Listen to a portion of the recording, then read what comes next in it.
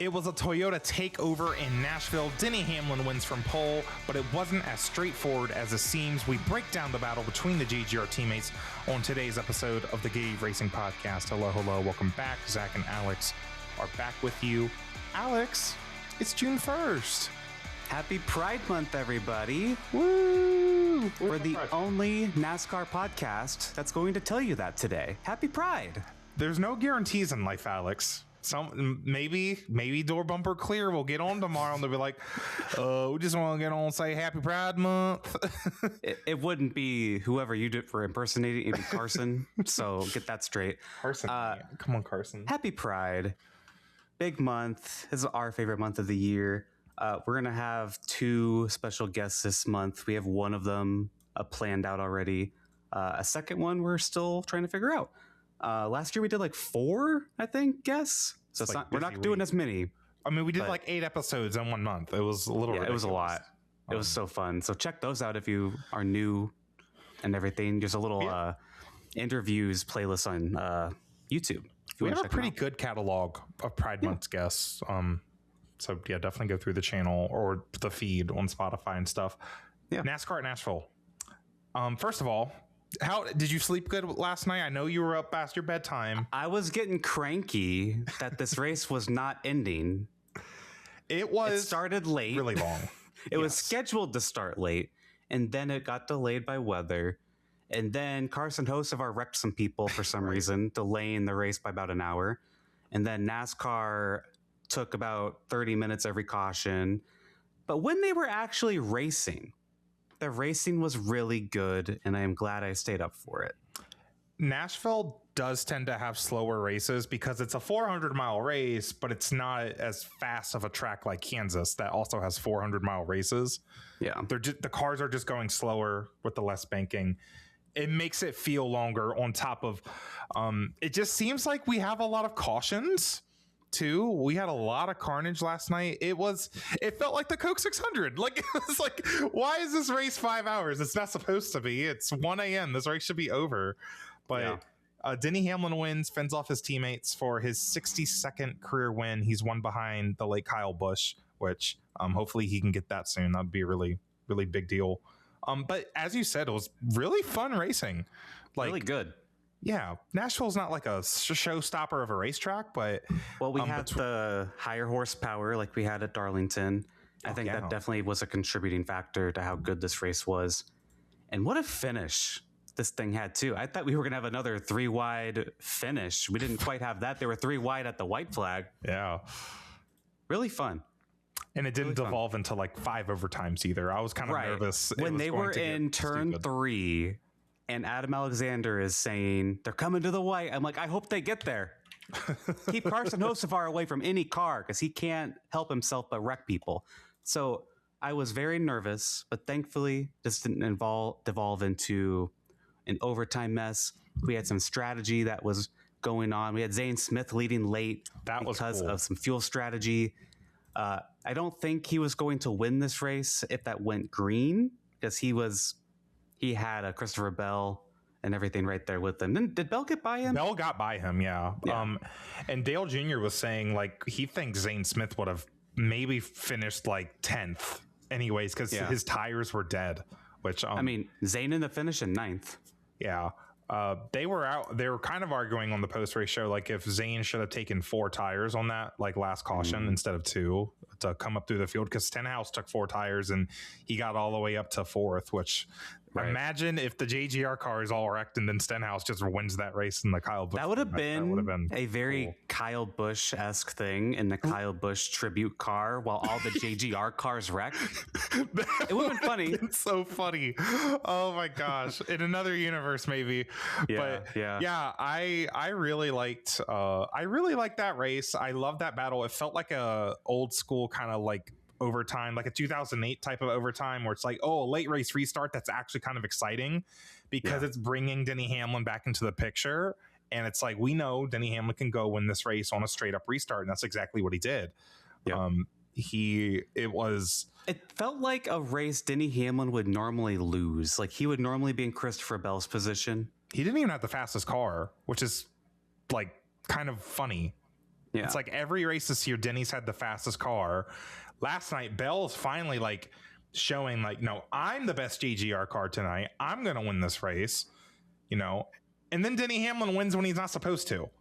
It's so funny how life works, but Denny's been owed one at Nashville a few times.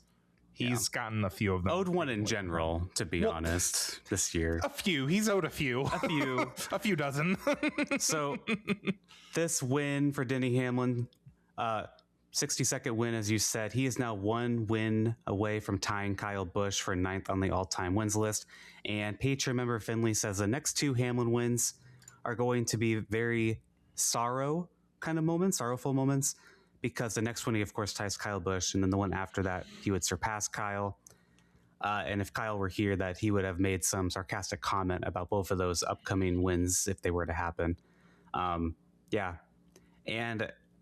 I think Denny being the first Cup driver that in a non-rain shortened race to win is very fitting after Kyle's passing, because those two are the longest tenured teammates of anyone in history. They were teammates from 08 to 22. Very fitting. And they had a weird relationship, obviously, at the end there, but a lot of memories. And Denny has said that Kyle's made him better. Specifically, I know this isn't a mile and a half, but the intermediate tracks, Denny said he's gotten better because of Kyle. So I definitely think it was an emotional deal for him. Yeah.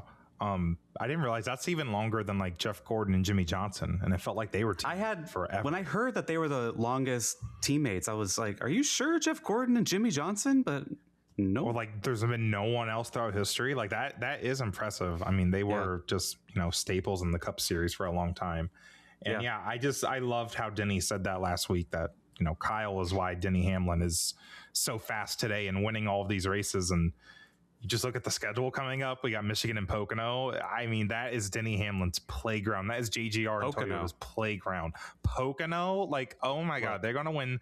They're gonna win so many races.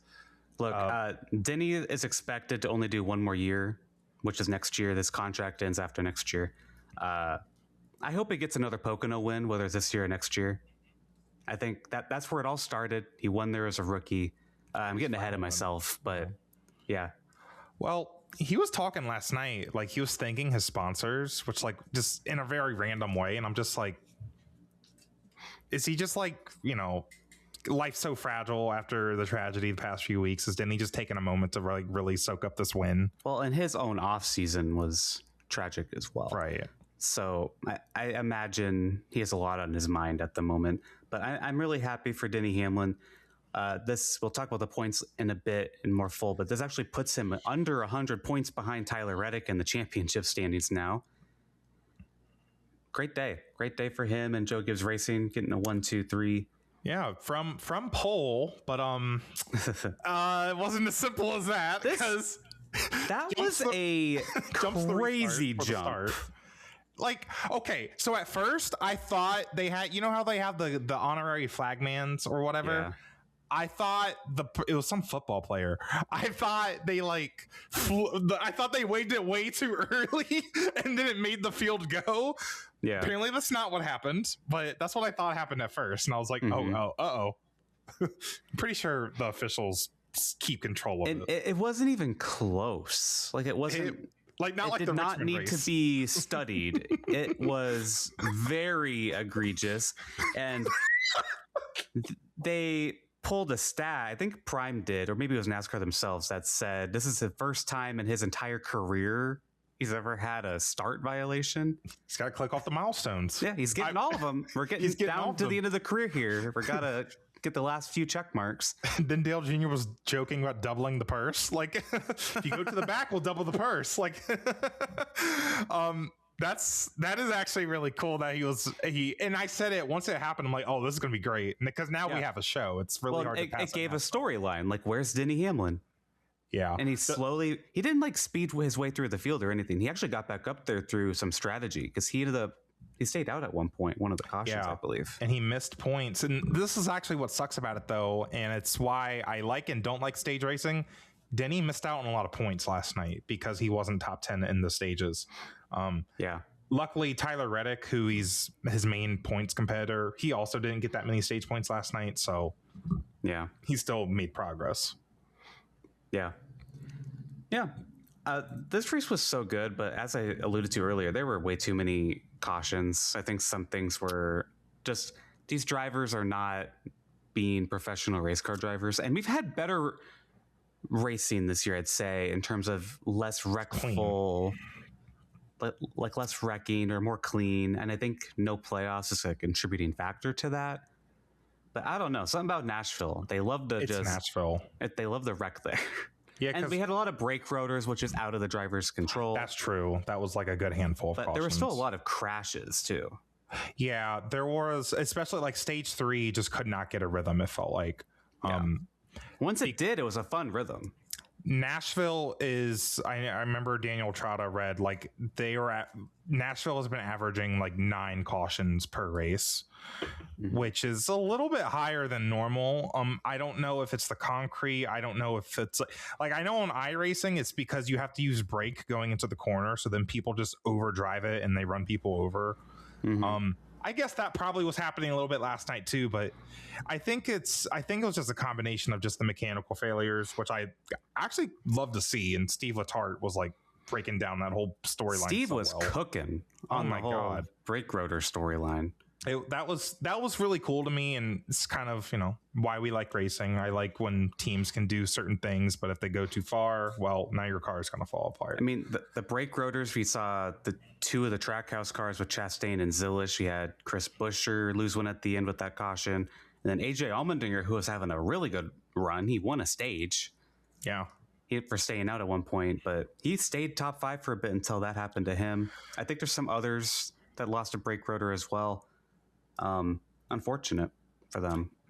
Yeah, and because it was a lot of Chevys at first, and people were worried about SVG because his teammates all blew brake rotors, but they went with some different type of brake package, which again, Steve Letarte did a really good job breaking out. He was analyzing, like, it's not that the brakes are getting too hot, they're actually cooling too fast, which I didn't know that could happen. I didn't know that was a thing, but it makes sense. He used the analogy of, see, this is just the prime glazing segment now, but it's like putting an ice cube in like a hot bowl of soup or something, and it just starts cracking or whatever. Like, I don't know where else you would put an ice cube, but anyways. But yeah, Prime was really good. I think I saw some people on social media saying this might be the race of the year, and I really think it's Amazon Prime's impact on making the race feel like an event. And they are so good. They're so good. We have some comments about that. First one we have is from our newest Patreon member, Josh, who joined today. Thanks, Josh. Who said, Prime's coverage is incredible. I could watch them for hours. I could watch them for 36 weeks. I mean, 38. Make it 38. 38. Like, can we just put the big races on NBC, like the Crown Jewels and stuff, get our Lee Diffie fix, and then everything else on Prime? Like, I'm so serious. Please? I'm so serious. I know that's really unrealistic to happen, but it's just sad that we only get this for 5 weeks. It's sad that we have to suffer through the first like 2 to 3 months of the year with Fox before we get actual great coverage, because again, Fox just isn't really acceptable anymore. No, they haven't been for a while. We have some more comments about Prime. This one's from Phil. Prime's coverage was outstanding. They did a great job explaining the different strategies, and their graphics are superb. I'd prefer Carl Edwards and Corey LaJoy's spot, but it will be cool to see Martin Truex next week. I don't know how Carl Edwards was able to just like only have to travel 1 week this year on the contract. Carl really made Corey LaJoy a lot better, I think. And okay, I don't know let's talk about it. I don't know if Corey just doesn't have as much chemistry with Daniel Trotta and Mark Martin or something. Yeah. But man, him and Carl were such a good duo. I don't know why. That energy's not there. It was not there for Corey this time. Okay, thank you, because I felt like I was the only one feeling that, and I was like, I don't. Because look, Corey. I'm not a Corey LaJoy fan. I'm not. but he was really good last year, I thought, as an analyst. I was with like Carl. Shocked. He was fine last week. He was great. Yeah. With Mark, and it's probably just because Mark's just not they don't mesh as people. You know, they probably that was probably the first time they've met. And Mark was great. I thought Mark was great, especially like when Dale Jr. got up there. Mark and Dale Jr. were fun, but Corey, it's just like, why are you here? Yeah, it's like NASCAR driver Corey LaJoie. Why isn't he racing this week then? If he's a NASCAR driver, huh? Like that's what I want to say to that. But yeah, it is what it is. Martin Truex, maybe he'll have better chemistry with Truex. They both got beards. You know, they've actually raced together. Beards. Well, they've actually raced together. Maybe they have stuff in common. So maybe they'll mesh better. I don't know. Patreon member Dirt says major shout out to Prime for their coverage. Absolutely impeccable. The Burn Bar got a sponsor this year. It's Red Bull. Oh, that's fun. Yeah. I love the Burn Bar. It was cool. I like the Burn Bar. It was like interesting to see that Blaney could not get his good fuel mileage as Zane Smith. And he had to pit before the Buescher caution. Yeah. So, like I said, a lot of people think this is like the race of the year. I don't know if I want to go that far. It was pretty damn good. But do you think the good TV coverage is making people feel like, oh my gosh, this race is so good, the quality is so good. Oh my gosh, we actually got to see Kyle Larson as who spun at pit entry in the late run there. Fox would not have shown that.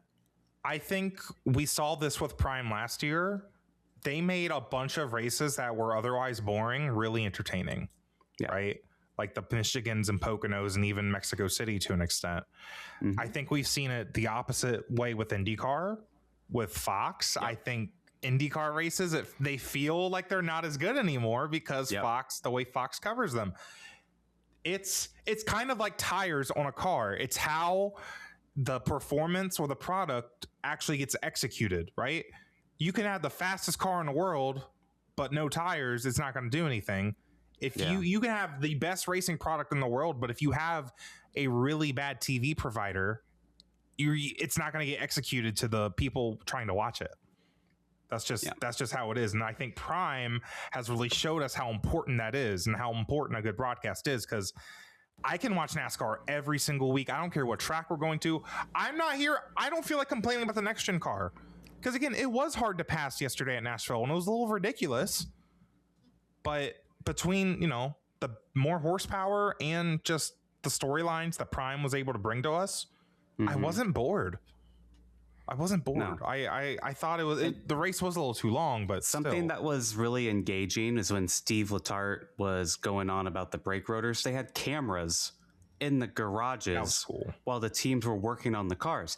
And that used to be a regular thing on Fox, on NBC, on ESPN, from anywhere from the 2000s to the early 2010s. That was just a regular, normal thing. NBC does it sometimes still, but not that often, I feel. It just added some sort of atmosphere to the broadcast. It was just cool. And they got right up to the car, too. I'm kind of shocked they were allowed to do that. Yeah, they got right on the car, doing super close-up shots. And I think just something like that just adds a lot. It gives us something to look at while we're under yellow. Oh, yes, exactly. They did a really good job filling the time during the yellows. I think that's another thing we haven't mentioned. I think they stopped doing cameras in the garage when we still had the DVP, the damaged vehicle policy, because that makes sense. And Fox probably hasn't thought to be like, oh, we should like bring back cameras in the garage or whatever, or prepare for that.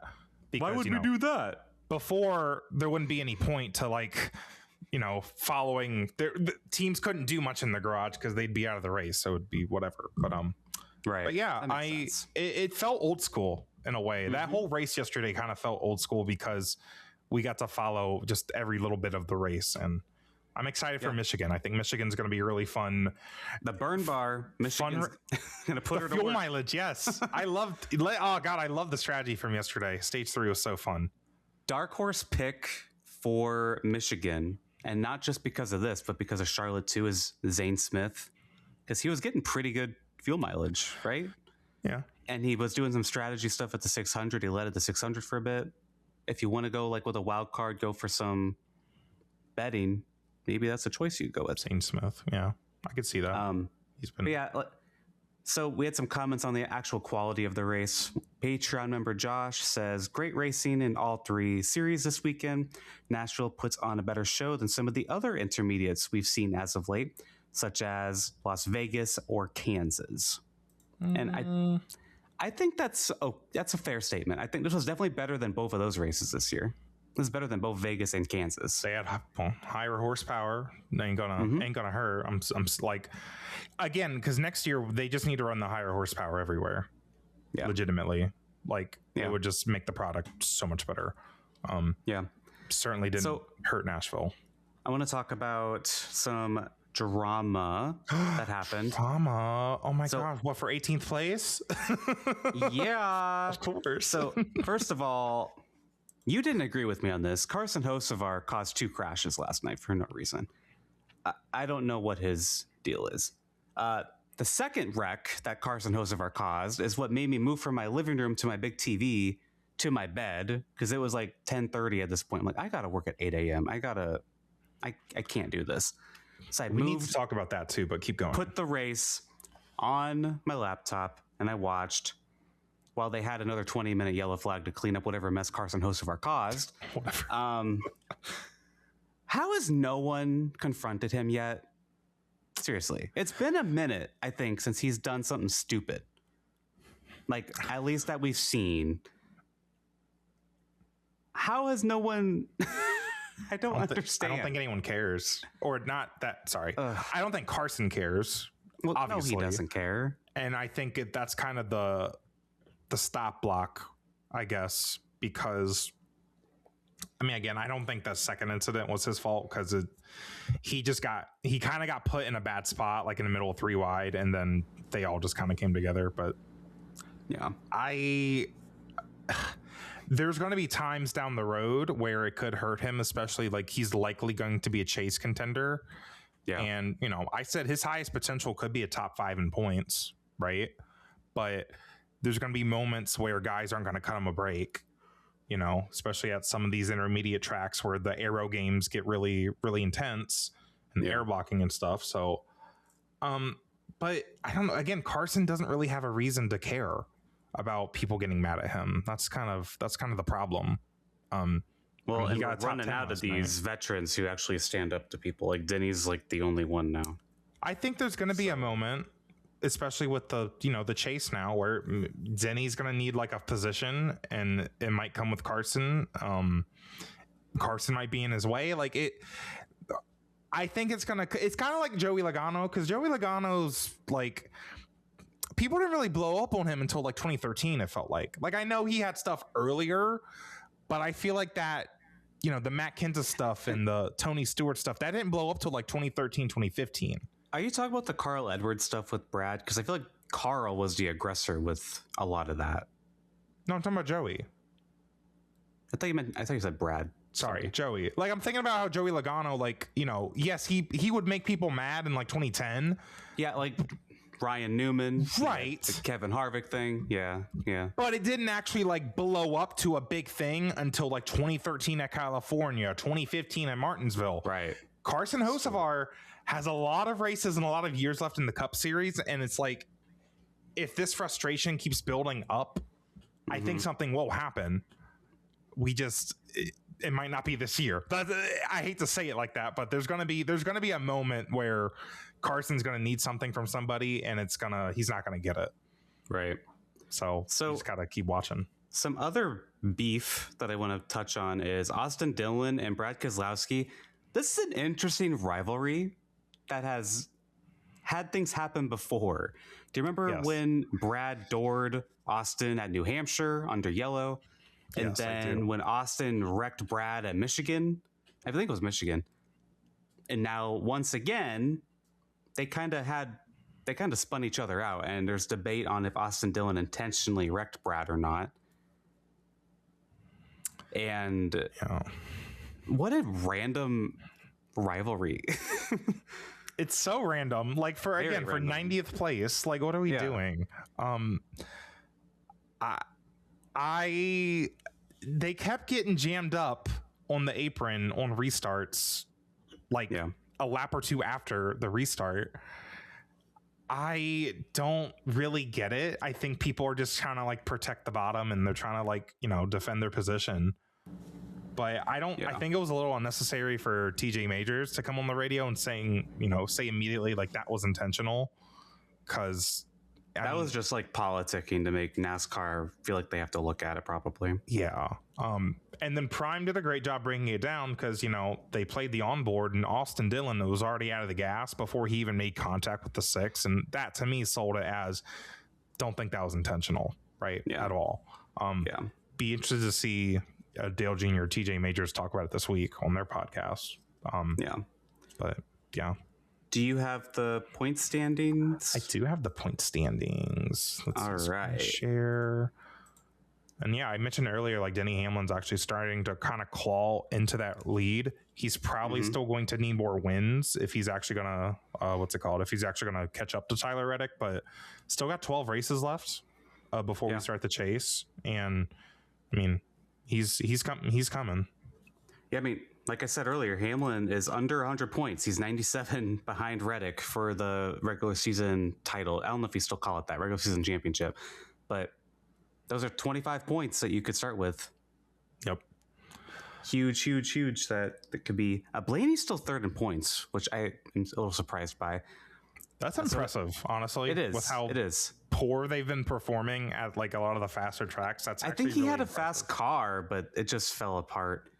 Then we also have Chase Elliott still fourth, Ty Gibbs fifth, and then Kyle Larson sixth, and Christopher Bell moves up into seventh. We were talking about Bell kind of slipping in points, but he's recovered a bit. Last night was really good to see because, again, Bell had the fastest car. I think that he was very frustrated that he didn't win, which obviously, but I think being able to, because I don't know if Bell's really had the fastest car all year at a race, maybe at Kansas or something. But again, I feel like Denny's always kind of had the measure on him. Yeah. And I think maybe they can go into, especially, some of the shorter tracks. I don't know about Michigan and Pocono, but they can go in knowing that they can beat the 11. Yeah. Continuing down the top 10, Chris Buescher, rough night for him. He wasn't running that great, I feel, and then he had the brake rotor go out. He's down to 8th in points. Carson Hocevar is 9th, and Daniel Suarez is in the top 10. William Byron finished 30th. He's 11th in points. Bad. He wasn't even fast. Like he got out of the race. What happened with him? Yeah, he got one of those wrecks. Is one of the wrecks? Okay. There were a lot of wrecks, so I probably missed it. Forgot which wreck it was. I really don't remember. Who else finished around him? That'll give me a clue, I guess. Chris Buescher. No, but Chris Buescher blew brake rotor. 31st. I have no idea. Well, Josh Shane Van Gisbergen, man. He is going to win on an oval at some point. It's going to happen. I'm convinced now. I'm still caught a little bit on the metric, but not as much. Because again, he would not come out of here with a top 5 just because of the metric. We saw Daniel Suarez start on pole. Yes, he got a stage off strategy, but Daniel Suarez finished 19th after starting on pole, or not pole, but he started 4th from the metric, right? SVG is running good. The metric is propelling him to even more stage points and better results. And we have a bunch of road courses coming up. San Diego soon. So not only is he probably going to win those races, but he's going to have a good metric entering the final 8 races before the chase. I feel like that momentum is legitimately going to carry him into the chase. It's going to let him build even a bigger cushion. So things are SVG is plus 44. That is really good. We're only 12 races away from the chase. He's in a much better spot than I thought he'd be. I thought he was going to be a +2, -2, the whole way through. Right. Maybe even lower. This is awesome. He led some laps again, and he finished first top 5 on an oval for Shane Van Gisbergen. And I saw a post that said, did everyone hype up Marcos Ambrose when he ran top 5 on an oval? And they posted some screenshots. I don't recall Ambrose being able to do what Van Gisbergen did. Montoya did a lot of this kind of performance. This is 2 weeks in a row as well. I feel like Ambrose Montoya and Ambrose, they had their they had their moments, but it wasn't back to back like this, I feel. I mean, Ambrose like set like the speed record, not speed record. Like he set the track record when they repaved Michigan. Like, I mean, he had his moments. Like, that's not in a race though. I know. I'm saying I feel like people did give him his flowers when he performed good at ovals. I don't know. I was a kid watching speed. I feel like he would finish top 5 sometimes. Sometimes it was short track. Sometimes it was speedways, but it wasn't. It was also just a very different era where it's like, he was driving for a team that he was driving Stenhouse's car if you weren't around, Ambrose, and then he eventually went to the 9, which Richard what would Petty. that be nowadays? I guess legacy. It was cars. legacy. So. Yeah, but yeah, SVG, and he's the only Trackhouse car that survived. The other two Trackhouse cars had the brake rotors of it, the last 2 cars on the field. The Connors rookie hazing continues. Yep. 35th in points. Yikes. So, not going good. He's below Cole Custer. Not good. Yep. Kozlowski plus 43. Briscoe plus 39. We didn't really talk about Briscoe. He was part of the finish at the end there. I wonder if Bell's frustrated with him at all. Because I mean, Briscoe trying to pick somebody to push there is not gonna.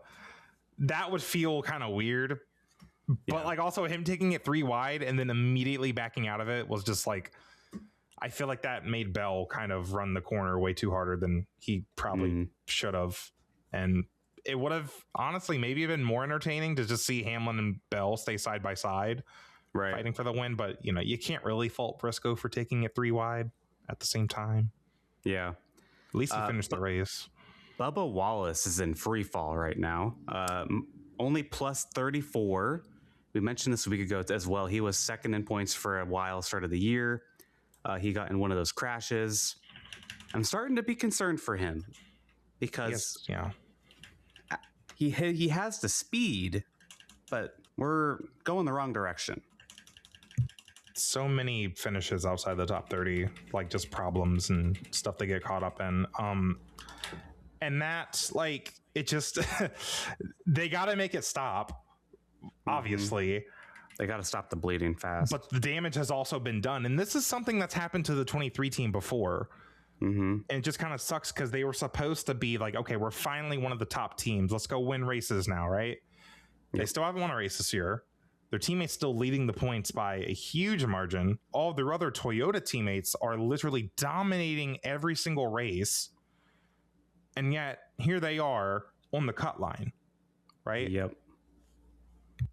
That kind of sucks. And I've criticized Chase Briscoe for similar things. Briscoe's on the up and up, and I can see Briscoe literally winning any week now. Yeah. Honestly. Bubba, I'm still not convinced. I know they have it in that 23 team, but they haven't been executing races. Yeah. And you need to. You only have 12 races left now. It's getting down to it. Well, and at this point, I mean, Cindric just broke into the top 16. He's plus 2. And then Ryan Preece fell out. And Ryan Preece, his appeal for that penalty was denied. So he's going to stay at the points he's at. He's minus 2. Logano is only minus 9. And Logano ran awful last night. He was running like 30th for a while. I did see his car on TV. But when he was getting lapped. When he was getting lapped. But Logano finished 14th. Did he? Oh, yeah. Yeah. He did. Logano finished 14th. So damage control. I think Logano still has a shot. He's only minus 9. But now when I look at the top 16, it was Daniel Suarez I was concerned about, but he's running super solid. I'm worried about Bubba Wallace. I'm worried about Bubba Wallace. And I think the 60 is more consistent than the 23. I think Logano has the past record of being better than the 23. I don't know about actual results at the moment, but you got to be able to recover, and Logano did that. Like he made up probably 20 points from where he was running all night on the 23 car. You want to talk about dark horses? How about Zane Smith as a dark horse for the chase? Zane Smith is only minus 34 and 20th now. That's doable. It's possible. If they keep popping off top 10s, which, yeah. It's only been 2 races. But it's not impossible. I think he'll need some help. I think he'll need some help to be able to get there. And SVG could struggle again and have another bad race, like maybe like is New Hampshire in the chase this year? No, New Hampshire's that was last year. Chase. Okay, no. Like maybe in New Hampshire he struggles at or something, but he's just running better. I don't see SVG falling out necessarily. That metric's going to take him so far. But when you go back under the 16th position, Michael McDowell's only minus 31. Eric Jones minus 36. AJ Allmendinger was running top 5, won a stage. He's only minus 40. It's getting pretty tight. It's getting very tight here. It's actually getting pretty tight. Like I feel like any of those guys could win and they're like at the cut line. And that's kind of interesting. You know who's getting away and fallen back further and further from this is Ross Chastain. Bro, he's 26. Oh. Minus 67. Ross Chastain. I think it's done. I don't think he's coming back from that. You're gagged. I'm so gagged. Wow. Remember, it was like, I just love this about the points because it was like a month ago. Yeah. I was like, okay, Ross Chastain finally passed SVG in points. So, LOL. Girl, what happened? What happened? And what sucks, because they had a brake rotor issue, right? What sucks is that they legitimately had a really good car last night. Yeah. And it's the home race for Trackhouse. This reminded me of one of the F1 races. I think it was like Mercedes at Germany or something like in 2019. They had a big home race celebration, but then they go into the race and they have so many issues. That's what kind of yesterday reminded me of. The Trackhouse cars having issues, and Ross Chastain, I mean, God, it's just, even if they had the speed, they had speed last night, but these are miserable finishes. They haven't even looked at the top 25 since Talladega. Whoa. It's rough. They've had a month of just DNFs or just finishes outside the top 25. They have a stage win at Watkins Glen, so those are nice, I guess 10 points or whatever, but it's not looking good. He's going to need a hot streak in order to make it, and I don't see that happening. Not with how Chevrolet is right now. The 97's a pretty good looking car right now. Oh, he'll win some races. He's going to win San Diego. So I don't know. That's interesting. Yeah. I'd say, you can almost draw a line under Ricky Stenhouse. I feel like it's impossible. It feels impossible for anybody under Ricky Stenhouse to try to make the chase at this point. It's Austin Dillon's annual Richmond win not going to be enough? It's not going to be enough, unfortunately. When he will win it, but it's not going to be enough. It's okay. It's not going to be enough, unfortunately. It'll give us something to talk about when we get there. He's got beef with Keselowski to deal with the next few weeks. It's going to something take else some I want away. to point out. Josh Berry is 31st. I've been wondering what the hell about happened. That. Like, where is Josh Berry? Like, 31st. I know, but like, I was just looking at my spreadsheet. Like, he's not even, because normally his short tracks are his thing, and that his best track type right now is short tracks, but it's not by much. He still only has like a 24th average place finish. This is more of a silly season thing, but do you think he stays in that car? I don't know if it's as bad as what Harrison Burton was putting up, but this is not good. Well, I heard rumors. I think we talked about this last week. Jesse Love going to Penske. Well, I don't know if we talked about it on the podcast. Well, anyways, rumor. It's a rumor that Jesse Love's going to Penske, and if there's also a rumor Jesse Love is going to go elsewhere too, but that is something that we heard. Yeah. Well, the general Ford approach to driver development is to poach, so that's immediately where I go. Also, if Chris Buescher can't come back to RFK, that could be an option, maybe. Yeah, because Josh Berry, Jordan Bianchi's reported that Buescher is a highly touted free agent because RFK is in a weird spot where they only have 2 charters next year. Kroger is also at the end of their contract with them, so Buescher might be available for a multitude of reasons. Josh Berry, I like when he's successful in the Cup Series because he came up, the traditional. Well, and he won Vegas right off the bat too, right? But I don't know. Sometimes I'm just like, maybe he would be better just being like an O'Reilly Series regular. Yeah. Because also that's more his style, like short tracks, traditional stock cars. I don't know. Yeah. But I think he's talented enough to deserve a place at the Cup level, but he's just, Yeah. It doesn't help that Penske is struggling either. I think that contributes to it. That shows how good Blaney is. Yes. Look at the Penske cars. Ryan Blaney's 3rd, Austin Cindric 16th, Logano 18th, and then the 21 of Barry's 31st.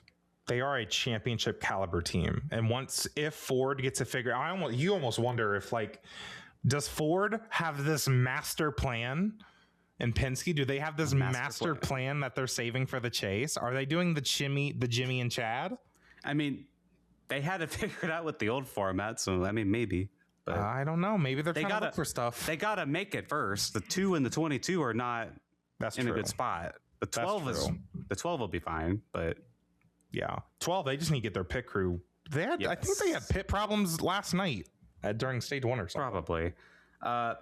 Patreon member Dylan says, I love points racing. Seeing the otherwise random drivers pick off good finishes and then checking their positions in the standings is so refreshing. Suarez having a solid year, SVG figuring out ovals, and Joey Logano working to get back into the picture.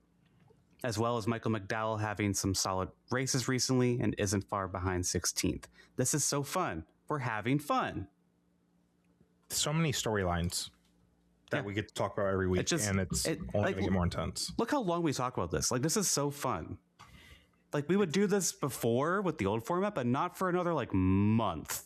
We've been talking about this since March. And there wouldn't be much to talk about. There really wouldn't be that much to talk about, because it'd be like, oh, Zane Smith, he could win a race, or Ricky Stenhouse could win a race. Like that, it'd be kind of one-dimensional. And then we wouldn't know where the cut line actually is. So guys that look safe aren't actually safe.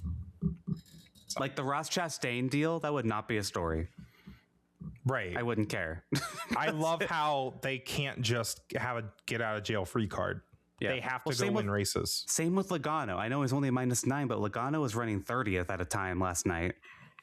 Like, he can't just do that and luck into it. He had to recover to gain a lot of those points back, and he's only -9. Like, that's much more interesting than him running 30th and then lucking into a win. I love 100%. That we have the chase back. Any other thoughts on the points here? No, not really. I'm excited to check on them next week, though. It's going to be great. Me too. Yeah, if I can. All right. So overall, Nashville is pretty good. IndyCar was at Detroit. I did not watch. Zach, you watched. I did. The racing wasn't that bad. Alex Palou won, of course. Kyle Kirkwood finished second. Who could have told you that? We did. Brian Herta was frustrated that IndyCar, so they're throwing cautions now, Yeah, they're not leaving cars stranded on the track. And apparently that costed the 27 team the track position. I don't think they were going to IndyCar overcorrected. I'm shocked. I don't. Well, it's not even that. It's just like that happens in racing. It's one of those things where it just happens in racing. Like, you got caught out on the wrong side of the strategy. I think it makes races more unpredictable, even though it kind of helped Palou win yesterday. So it's a little bit backwards, but I mean, it is what it is. Will Power led for a little bit in the Andretti car before wrecking out. What was this drama with Will Power and Scott McLaughlin? Apparently they were just going at it. They were just making contact, and I believe it led to a wreck, which I saw McLaughlin post that he shook Will's hand after the race, and he has a lot of respect for him. They were teammates, obviously, at Penske for a few years. Detroit is the Martinsville of IndyCar racing and sports car racing. It's the next gen version of Martinsville. No, not even that. It's more actually. It's the Bowman Gray of sports car racing and IndyCar racing. Because Martinsville used to be good before the next gen. It's just like, it is like Nolan Siegel got completely just walled by Roman Grosjean, although it was kind of a retaliation in a way. But I mean, it's just the IMSA race looked like Martinsville. It was bad. Like, people were handing out penalties like it was candy. I'm sure. That's just the thing about Detroit. It's a big, long straightaway with a big passing zone, and then people make contact, and then it's, any other type of move is going to be desperation. I hate to say, I actually kind of found it entertaining. I actually still stupid. It's still the worst track on the schedule. It's not better than Belle Isle, but damn, it was kind of fun. I didn't watch because I just don't like this track and I wouldn't have had fun. It would have just annoyed me. So I didn't watch. But Gateway is next week and I will be there. So if you're going to Gateway, St. Louis, say hi. The forecast does not look good as of today. But hopefully things change. It's early in the week. I need my Sunday night lights. Sunday night racing. Yeah, it's another Sunday night race. I don't like Sunday night racing. I did not like last night's race being on Sunday night, except for the fact that I don't have to work this week, so I actually don't care. But otherwise, any other week I would care. Yeah. I think it's a little dumb. Yeah. At least I like night racing, though. Yeah. So Gateway will be fun, I think, whenever that race happens. Hopefully it happens Sunday night as scheduled. One thing of tea. Woo, woo. Hot topics, you mean? So you called it the old name throwback. Throwback. It's Pride Month. Yeah, we're doing a throwback. Yeah, sure. Whatever. Whatever. What's your tea, girl? Corey Heim is finally confirmed to have a cup ride. It's Heim time. It is Heim time.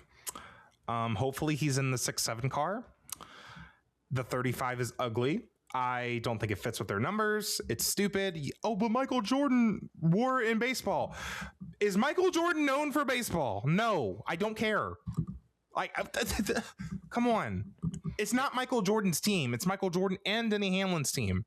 I already associate the 67 with Corey Heim. Yes. That font looks so good. So good.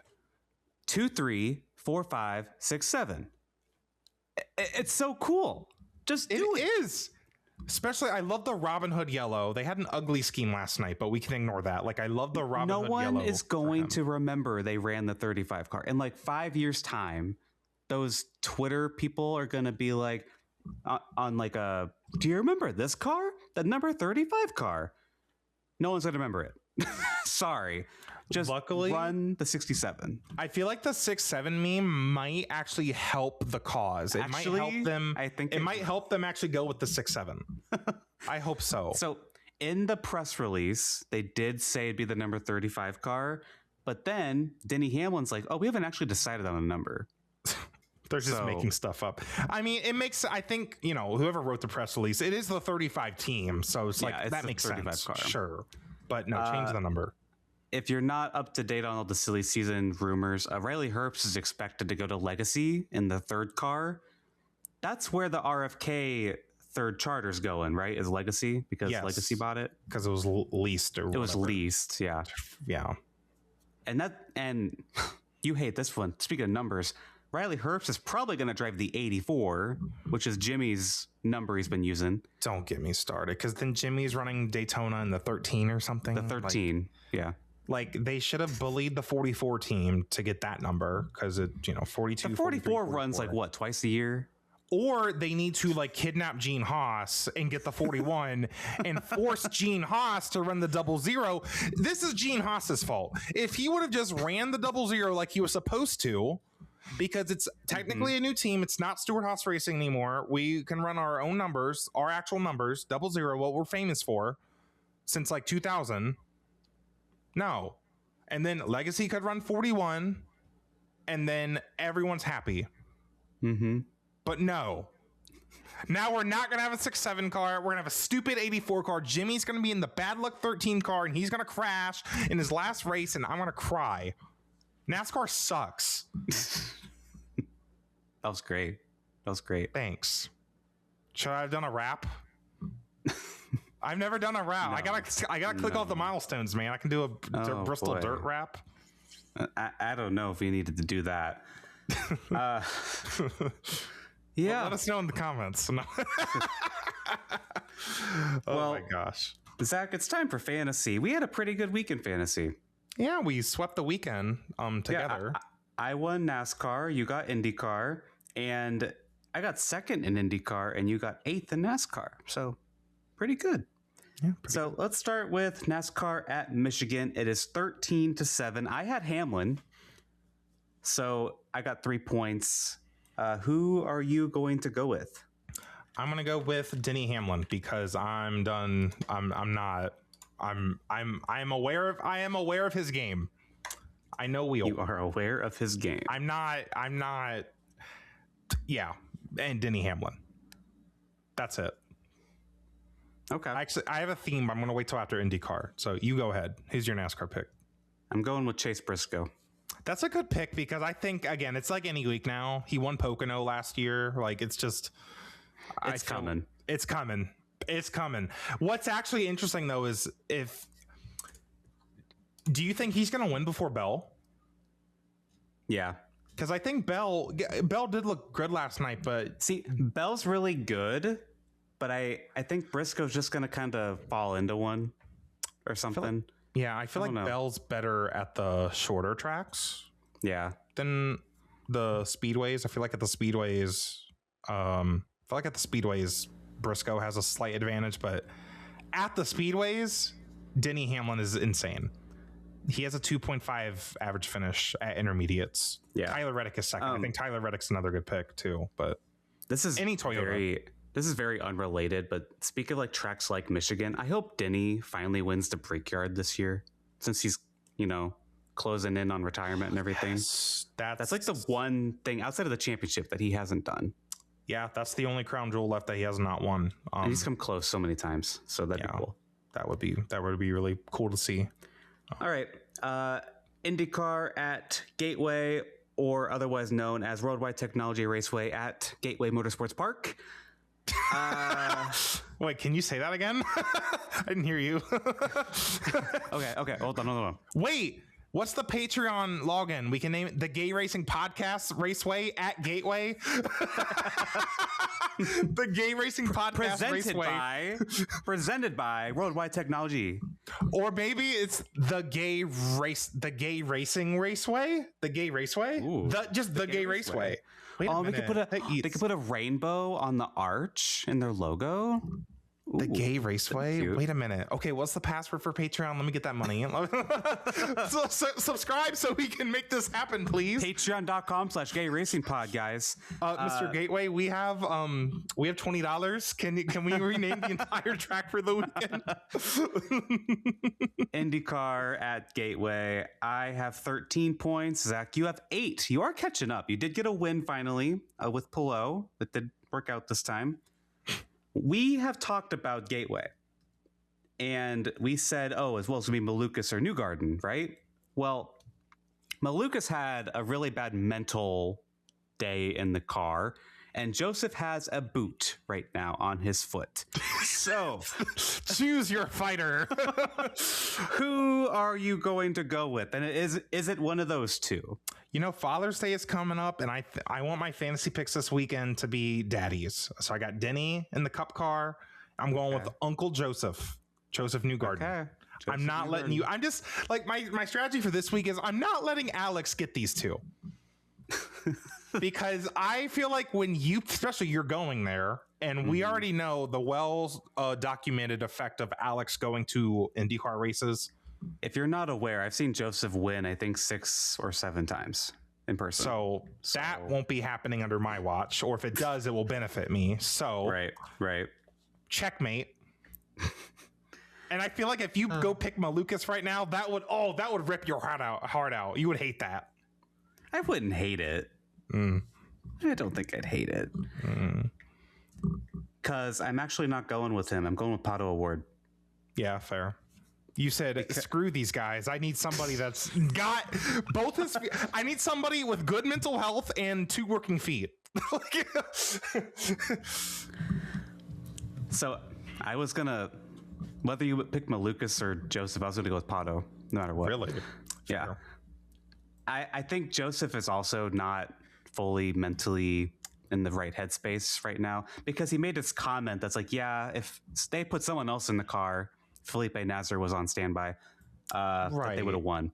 And I don't think that's someone in that mindset would say. And listen, I think he's still going to lead a ton of laps at Gateway, but he's had such weird luck the last couple of years. Last year, he literally flipped while leading the race. So commercial buffer. I will never forget that commercial buffer. I had to go. I didn't see that till after the fact, but I had to go on a walk to be like, what the hell is happening? Yeah. But Pado's kind of had a rough year too, but he's really good at Gateway. He's won there. I think he's won there before. Maybe I'm thinking of Iowa. Pretty sure he's won there. I don't know. Pado's gotten if not, he's come close there before. But yeah, I think Pado's due for a win, so I'm gonna go with Pado. We talked about how Joseph had a rough weekend, but he finished 10th, which is pretty impressive considering. Mm-hmm. I think, and he won Phoenix this year, right? Like, yeah, dude, it's Joseph Newgarden. It's back to business, and he's going to be so comfortable. Don't get me wrong; it will not shock me. It would not shock me if David Malukas won either. I think it's likely between those two, but there's just other circumstances where I'm hesitant. Fair, because I think Pado's going to be second if it's one of those two, or third. So. Dark horse is Christian Rasmussen, because he has proved to be a very, very fierce competitor on these short ovals. Being very good at Phoenix. He won Milwaukee last year. So keep an eye on Christian Rasmussen. I don't remember where he finished here last year, but he has more experience now. So I like Gateway. I've been driving it on iRacing. It's so unique. It's so weird. Another dark horse, maybe, is Romain Grosjean. Not for the win, but for like a top 10. Thought you were going to say top Alex 5. Below. Because Grosjean was super fun to watch there his first time at Gateway. Yeah. And we haven't seen him at Gateway in a minute. So I think that'll be a lot of fun. He's with the team that he had that really fun race with again. Oh, yeah. So I think that'll be cool. And Alex Palou could totally win this race as well. So who knows? Kyle Kirkwood won this race a year ago. Gateway has a history of like weird winners from either strategy or won Gateway that one year. Sato won Gateway. Yeah, that 1 year it was like a photo finish almost. Yeah. So you do keep an eye on that because we could see again. We saw a crazy race last year Sunday night. So I'm excited. I think it's one of the. This is probably my second favorite race on the schedule at this point. Yeah, same. Because it's the vibes, it's the aura, it's what IndyCar's about. Like night racing at a short oval, like that's just so cool to me.